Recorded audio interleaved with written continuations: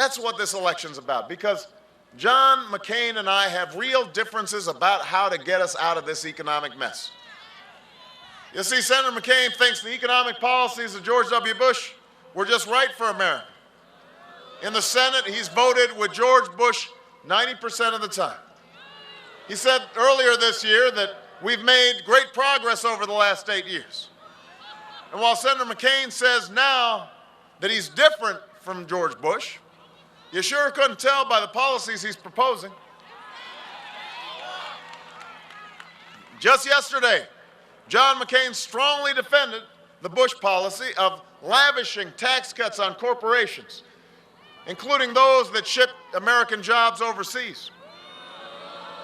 He made kind of a strange argument that the best way to stop companies from shipping jobs overseas is to give more tax cuts to companies that are shipping jobs overseas.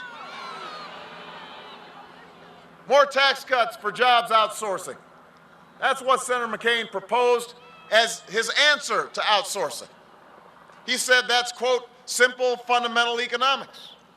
Well, Indiana, my opponent may call that fundamental economics, but we know that's just another name for Wall Street first, Main Street last. That's the kind of economic philosophy we've had for the past 8 years, and that's fundamentally wrong.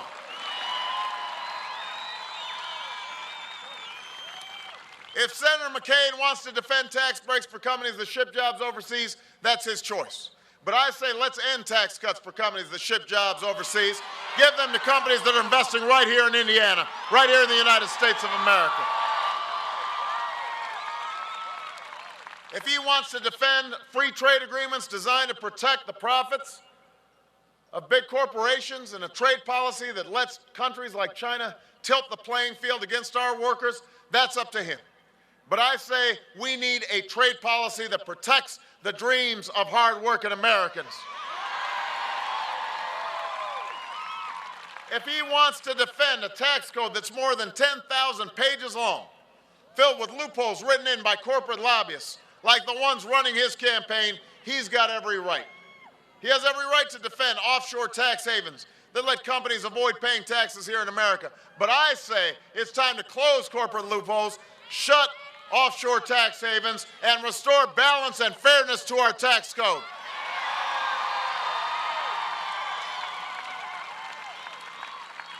You know, there's a building in the Cayman Islands that supposedly houses 18,000 corporations. Think about that.